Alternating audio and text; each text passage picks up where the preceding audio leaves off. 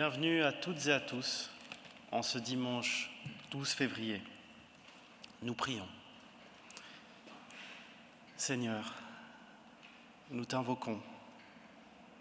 Viens cheminer à nos côtés ce matin. Viens nous tenir la main et nous aider à entrer en ta présence. Nous venons vers toi pour te dire nos soifs.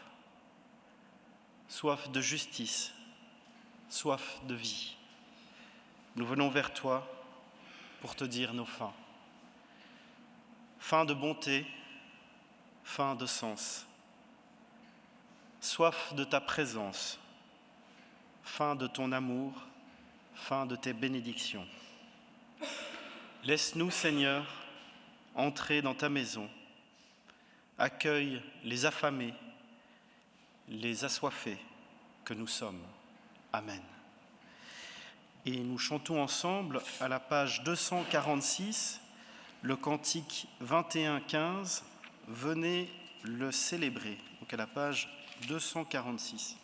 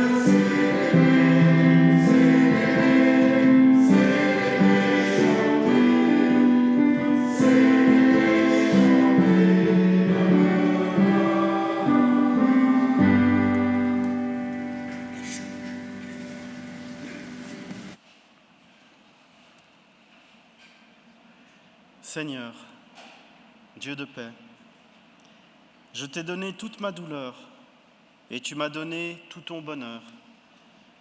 Je t'ai donné toute mon angoisse et tu m'as donné toute ta sérénité. Que mon âme te chante toute sa joie. Je t'ai donné tout mon égoïsme et tu m'as donné toute ta générosité. Je t'ai donné toute ma pauvreté et tu m'as donné toute ta richesse. Oui, qu'elle te chante mon âme, toute sa joie. Je t'ai donné tout mon rien, et tu m'as donné tout ton tout. Je t'ai tout donné, et tu m'as tout donné. Mais le tout de moi est si petit, et le tout de ton amour est si grand. Et je me suis émerveillé de la beauté de ta présence, et je me suis ébloui de la lumière de ta grâce. Et je me suis rassasié de ta générosité, je me suis abreuvé de ta miséricorde, et je me suis enivré de ta tendresse.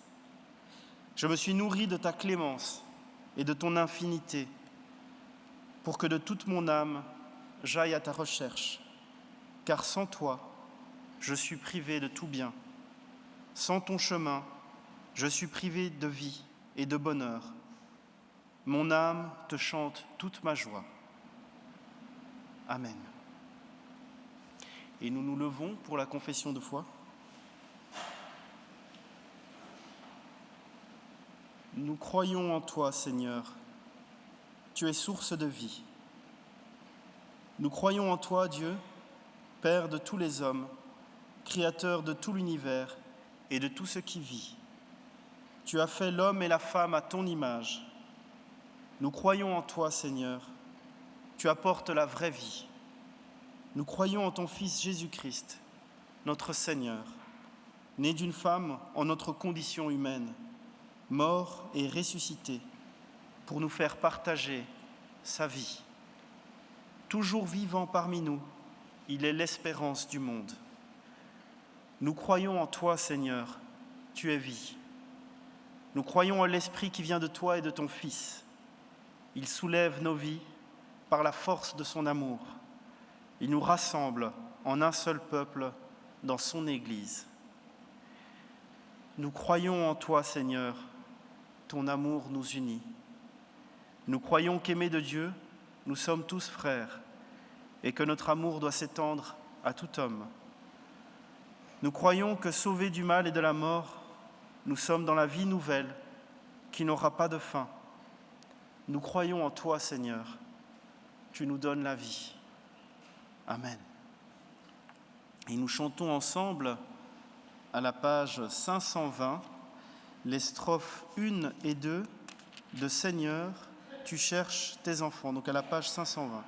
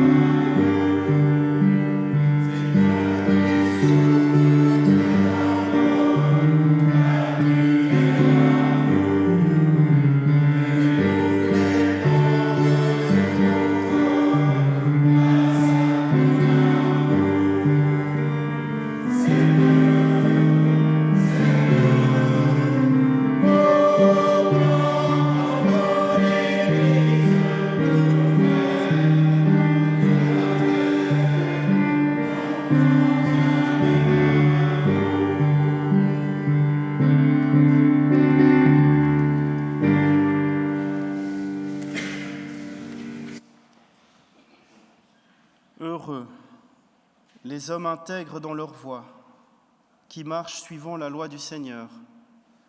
Heureux ceux qui gardent ses exigences, ils le cherchent de tout cœur. Toi, tu promulgues des préceptes à observer entièrement. Puissent mes voix s'affermir à observer tes commandements. Sois bon pour ton serviteur, et je vivrai. J'observerai ta parole. Ouvre mes yeux, que je contemple les merveilles de ta loi. Enseigne-moi, Seigneur, le chemin de tes ordres. À les garder, j'aurai ma récompense. Montre-moi comment garder ta loi, que je l'observe de tout cœur. Seigneur, nous savons bien que sans ta grâce et sans ta vie en nous, nous sommes bien peu capables de vivre, ne serait-ce qu'une partie de la radicalité de tes commandements. Nous voici devant toi, avec notre péché qui nous sépare de toi et des autres. Nous voici devant toi, dans toute notre faiblesse et conscients de tous nos manques. Ces manques, ces faiblesses, ces errances et ces incapacités, nous les déposons simplement au pied de ta croix, afin que tu nous accueilles tels que nous sommes. Pardonne-nous et apprends-nous à retrouver dans l'écoute de tes commandements le chemin de la liberté, le chemin de la vie. Amen. L'amour de Dieu, envoyé pour nous, a été manifesté en ceci. Dieu a envoyé son Fils unique pour que nous ayons la vie en lui. Le Dieu de Jésus-Christ nous accueille maintenant, tels que nous sommes. Il nous réconcilie avec lui-même, avec nos frères, avec notre propre personne. Il nous relève et nous envoie pour que nous soyons des hommes et des femmes de foi et de liberté. Dieu nous pardonne, il nous sauve. Et nous nous levons pour chanter ensemble à la page 940 « Ô ma joie et mon espérance », le cantique 61, 37.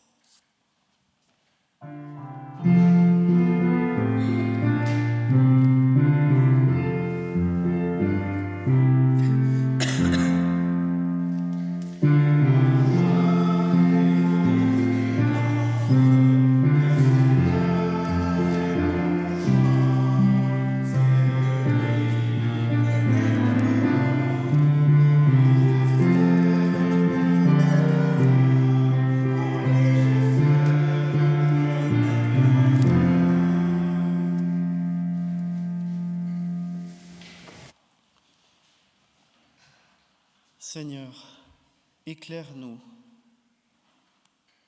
Si ton royaume est caché dans les Écritures, accorde-nous la grâce d'entendre la parole, d'étudier la parole, de creuser la parole, de mâcher la parole, de respirer la parole. Que maintenant ton esprit nous éclaire. Amen. Vient maintenant le moment des lectures bibliques, avec deux lectures ce jour. Donc la première lecture, c'est Deutéronome 30, les versets 15 à 20, où l'on voit deux choix qui s'offrent à nous, choisir la vie ou choisir la mort. Et pour deuxième lecture, nous avons Matthieu 5, les versets 17 à 20, où dans cet extrait, on nous rappelle que Jésus est venu non pas pour abolir la loi et les prophètes, mais pour accomplir la loi et les prophètes.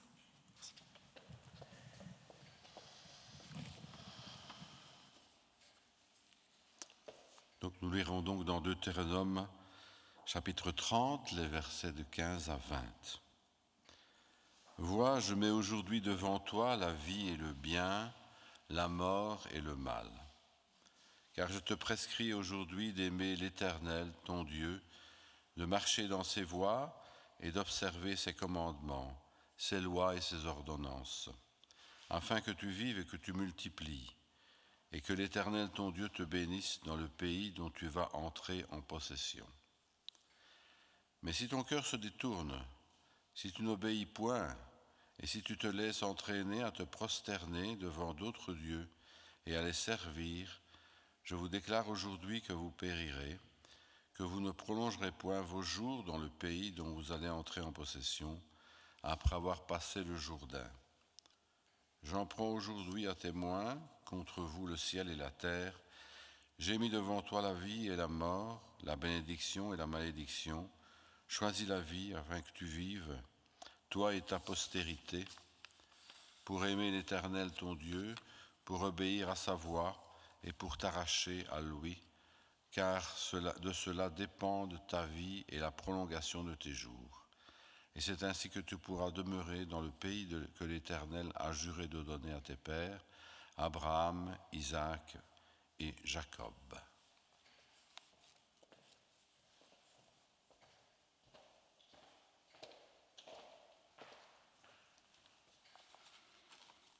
Dans l'évangile de Matthieu, au chapitre 5, les versets 17 à 20. Ne croyez pas que je sois venu abolir la loi ou les prophètes. Je suis venu non pour abolir, mais pour accomplir. Car je vous le dis en vérité, tant que le ciel et la terre ne passeront point, il ne disparaîtra de la loi un seul iota ou un seul trait de lettre jusqu'à ce que tout soit arrivé. Celui donc qui supprimera l'un de ces plus petits commandements et qui enseignera aux hommes à faire de même, sera appelé le plus petit dans le royaume des cieux. Mais celui qui les observera et qui enseignera à les observer, celui-là sera appelé grand dans le royaume des cieux. Car je vous le dis, si votre justice ne surpasse pas celle des scribes et des pharisiens, vous n'entrerez point dans le royaume des cieux. Ne croyez pas que je sois venu pour abolir la loi ou les prophètes. Je suis venu non pour abolir, mais pour accomplir. Dans notre deuxième lecture du jour, celle de Matthieu, nous trouvons Jésus entouré d'une foule. Il leur annonce qu'il n'est pas venu abolir la loi, mais qu'il est venu l'accomplir. Les premiers mots de ce passage commencent par une négation. Ne croyez pas que. Ces premiers mots sont surprenants, car ils prennent à contre-pied les attentes potentielles des destinataires de cette parole. Dans ce verset, Jésus clarifie la posture de son action. Il n'est pas venu pour répondre aux attentes des autres. Il n'est pas venu pour abolir la loi, mais pour l'accomplir. Jésus comprend les attentes qui enserrent sa venue, mais il s'en affranchit avec ces quelques mots. Ne croyez pas que. Ce qui est espéré ou attendu de lui n'est absolument pas l'objet de sa présence. Il y a donc un décalage manifeste entre les attentes humaines à son égard et ce qu'il doit en réalité accomplir. Dans ce passage, Jésus est donc venu accomplir la loi et les prophètes. Mais que signifie donc accomplir la loi et les prophètes ? Eh bien, le terme « accomplir » peut se définir comme le fait de remplir, d'emplir quelque chose, ou encore de rendre complet. Ici, les différents éléments de définition sont en réalité plusieurs aspects du mot, plusieurs aspects à tenir ensemble pour en préserver toute la richesse. Jésus ne vient pas détruire la loi, elle demeure donc. Ces quelques versets peuvent faire peur d'un certain côté, car non seulement le Seigneur y déclare qu'il n'est pas venu abolir la loi de Dieu, qui nous condamnait tous, mais voici qu'il donne une interprétation beaucoup plus sévère encore de la volonté divine. Jusque-là, un Israélite scrupuleux pouvait espérer mériter la vie éternelle quand il avait plus ou moins gardé toutes ces lois dès sa jeunesse. Jésus demande ici de surpasser les scribes et les pharisiens, d'aller plus loin encore. Si telles sont les exigences de la sainteté de Dieu, qui donc peut être sauvé ? Mais ce serait oublier que la pleine mesure de justice divine était là, dans cet homme, dans Jésus. La même personne qui était venue faire connaître la loi était aussi venue l'accomplir.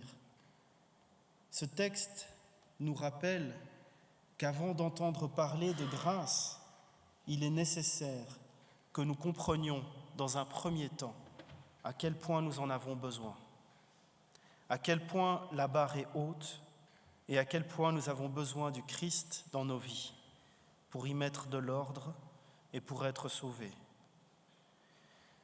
C'est un élément important à souligner, puisque nous pourrions être tentés d'interpréter qu'à travers l'accomplissement de la loi, cette dernière cesse d'exercer ses exigences envers les croyants. Et pourtant, il n'en est rien. En accomplissant la loi, Jésus répond à ces exigences et devient lui-même la nouvelle mesure sur laquelle repose la loi. Jésus endosse le statut de nouvel interprète de la loi. Ses disciples ne doivent pas penser que le message de repentance et de pardon rend inutile, caduque, le suivi de la loi et des prophètes.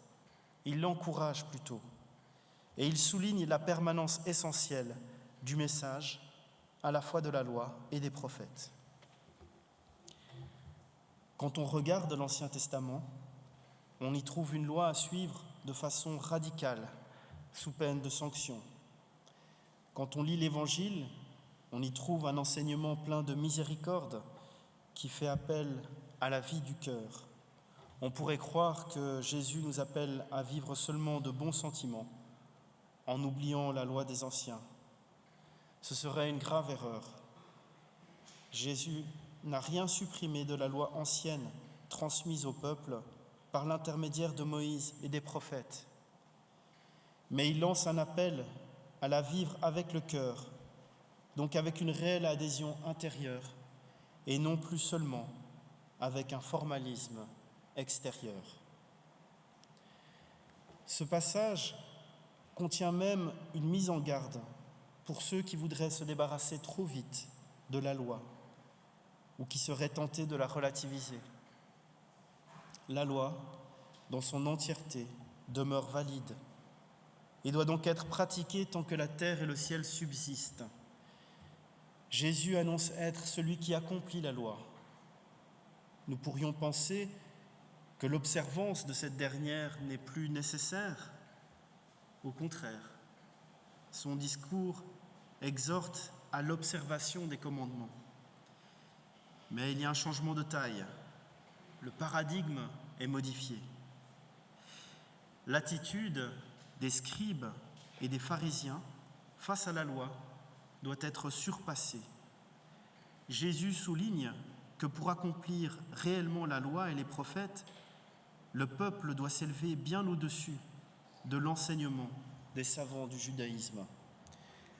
Ils doivent avoir à cœur la justice et l'amour de Dieu dans l'application, la compréhension et la mise en pratique de l'observation des règlements.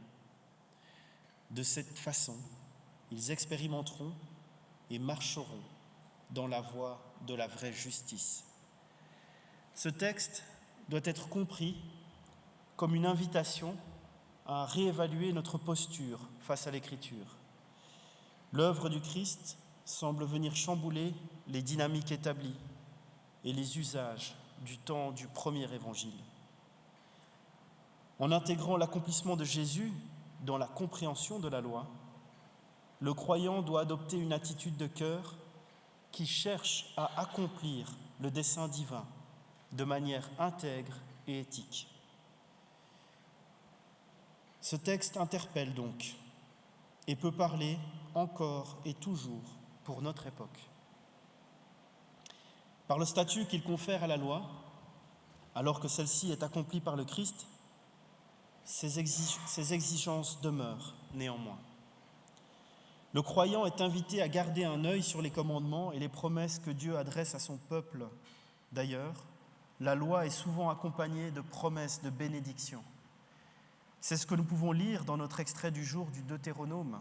« Je te prescris aujourd'hui d'aimer l'Éternel, ton Dieu, de marcher dans ses voies et d'observer ses commandements, ses lois et ses ordonnances, afin que tu vives et que tu multiplies, et que l'Éternel, ton Dieu, te bénisse dans le pays dont tu vas entrer en possession. » Mais Deutéronome ne se limite pas à présenter une prescription de Dieu, une recommandation de choisir la vie. Il s'agit plutôt d'une bifurcation, choisir la vie et la bénédiction, ou choisir la mort et la malédiction, obéir ou désobéir, aller vers le bonheur ou vers le malheur, vers la bénédiction ou la malédiction, vers la vie ou vers la mort. Voici quels sont les éléments du choix. Pour pouvoir bénir son peuple, Dieu lui recommande d'obéir par amour. On nous présente donc deux chemins, deux possibilités. Deux chemins qui s'ouvrent devant tout un chacun. Un chemin qui mène à la vie et au bonheur. Il consiste à aimer l'Éternel, à écouter sa voix, à s'attacher à lui. Tel est le secret d'une vie heureuse déjà sur la terre. L'autre chemin, plein d'attraits peut-être au départ, conduit infailliblement à la mort et au malheur. Le choix et la responsabilité nous en appartiennent. Le Deutéronome se situe à l'époque de Moïse. Lui aussi avait dû choisir. Il avait refusé les honneurs, les richesses et les plaisirs de la cour du Pharaon, préférant être maltraité avec le peuple de Dieu. Dans la certitude qu'il ne s'était pas trompé, qu'il avait fait le bon choix, en dépit des apparences et de ce qui pourrait sembler logique de prime abord, il exhorte dans le Deutéronome Israël à bien choisir, à choisir la vie. Une exhortation, en fait, qui s'adresse à tous ceux qui ne se sont pas encore décidés. Regarde, choisis la vie. Jésus est le chemin, la vérité et la vie. Choisir la vie, c'est le choisir lui-même. Il se chargera ensuite de notre bonheur. Choisir la vie, choisir Jésus, le faire aujourd'hui même, car demain ne nous appartient pas. Amen.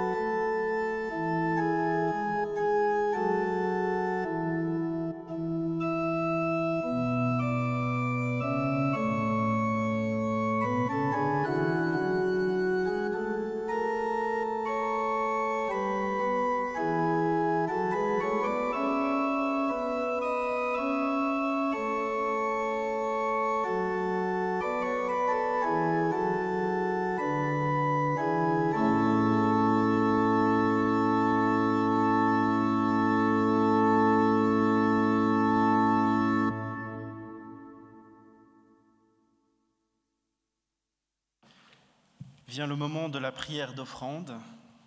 Pour rappel, il y a 2 troncs à l'entrée. Il est possible de laisser quelque chose avant le culte ou après le culte. Nous prions. Dieu notre Père, reçois l'offrande que nous te présentons. Que dans le service de nos semblables, elle serve à ta gloire et au bien de l'Église. Tu es béni pour les siècles des siècles. Amen. Et nous nous levons pour chanter ensemble à la page 456, le cantique 34-18, « À toi la gloire ».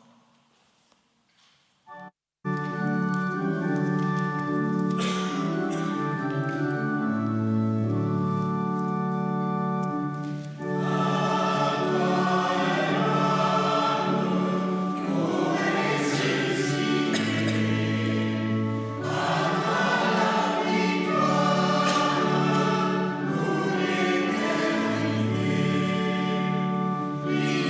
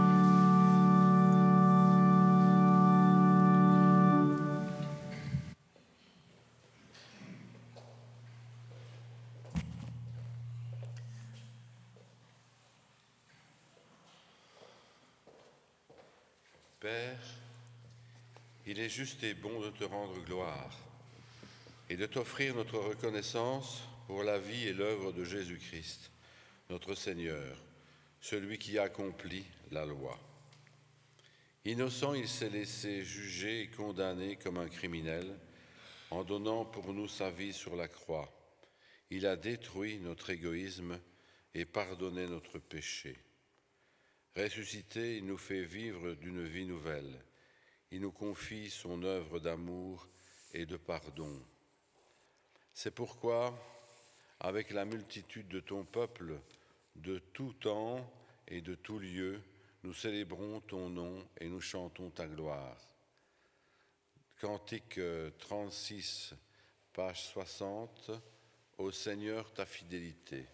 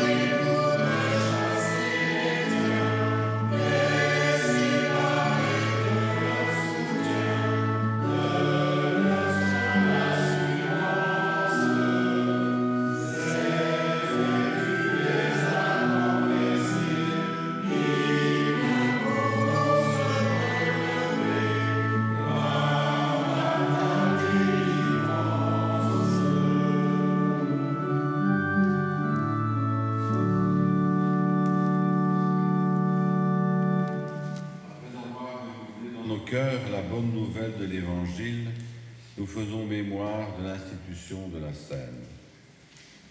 Le Seigneur Jésus, dans la nuit où il fut livré, prit du pain et après avoir rendu grâce, il le rompit, le donna à ses disciples et dit « Prenez et mangez. Ceci est mon corps qui est donné pour vous. Faites ceci en mémoire de moi. » De même, à la fin du repas, il prit la coupe et après avoir rendu grâce, il la leur donna et dit « Buvez-en tous, ceci est mon sang, le sang de l'alliance nouvelle, répandu pour vous en rémission des péchés. Faites ceci en mémoire de moi. »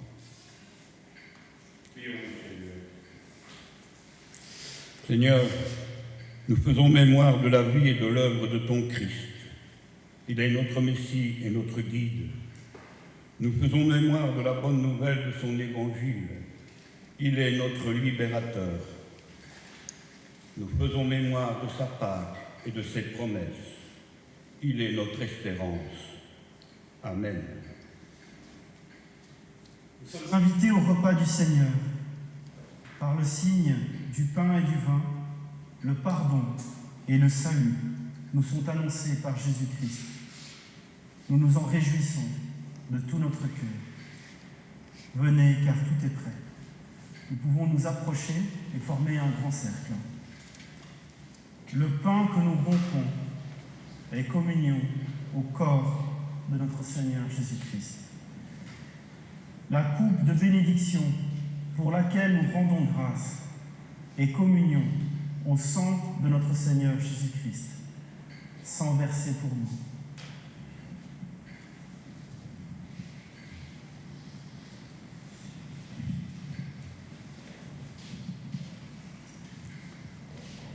Le cantique 31-32, à la page 346.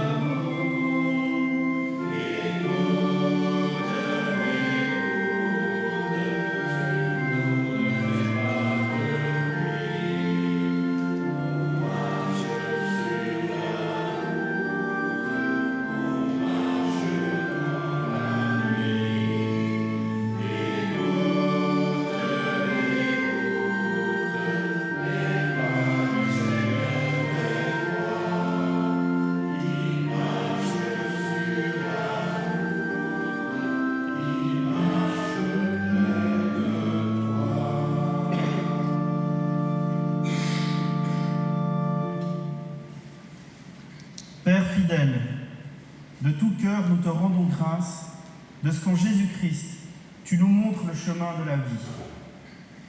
Tu nous manifestes à nouveau ton amour et tu nous remplis de ta joie.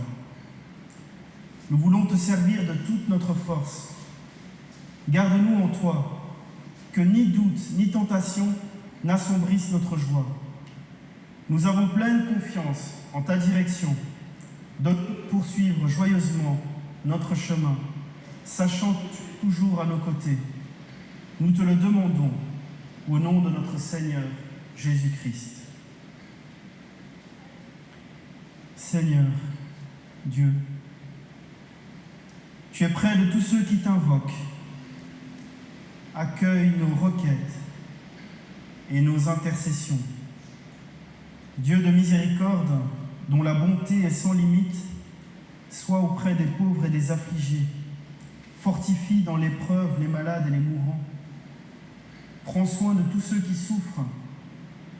Souviens-toi de tous ceux qui nous sont chers, de ceux que nous nommons dans le secret de nos cœurs, de ceux qui ont demandé le secours de nos prières. Dieu, Maître du monde, toi qui fais la destinée des nations, nous te prions. Assiste dans leurs charges ceux qui ont autorité parmi nous, dirige aussi les chefs des peuples et accorde la paix au monde, afin que nous ayons quelque temps pour te connaître et pour te servir dans la justice et la liberté. Dieu saint et bon, qui a envoyé ton Fils dans le monde pour rassembler dans l'unité tes enfants dispersés, veille sur ton Église qui combat sur la terre. Prends pitié de sa détresse, mets fin à ses divisions, dissipe ses craintes, affermis sa foi. Seigneur Dieu, tu entends nos prières et tu les exauces au-delà de nos espérances. Accorde aux hommes de ce temps de te connaître et à ton Église de te servir dans l'obéissance de la foi, dans l'attente du jour où tu seras tout en tous par Jésus-Christ, notre Seigneur. Nous disons ensemble la prière que tu nous as laissée. Notre Père qui es aux cieux, que ton nom soit sanctifié, que ton règne vienne, que ta volonté soit faite sur la terre comme au ciel. Donne-nous aujourd'hui notre pain de ce jour. Pardonne-nous nos offenses, comme nous pardonnons aussi à ceux qui nous ont offensés. Et ne nous mets pas à la tentation, mais délivre-nous du mal, car c'est à toi qu'appartiennent le règne, la puissance et la gloire, pour les siècles des siècles. Amen. Allez dans la paix du Christ. Nous pouvons retourner à nos places.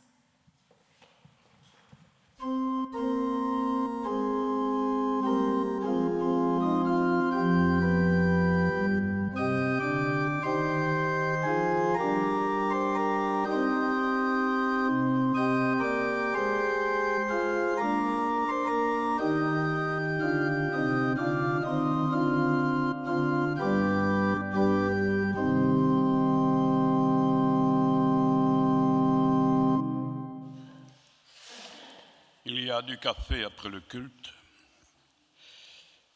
Les troncs du 5 février. Dans le tronc central, il y avait 215 €. Dans le tronc pour la diaconie, 10 €. Le second tronc de ce jour est destiné à la mission contre la lèpre. Quelques dates. Le prochain consistoire se réunira le vendredi 17 février à 9h30 chez Cathy. À ce sujet, Cathy va bien. Elle marche avec une canne, mais elle ne peut pas encore conduire. On la reverra bientôt.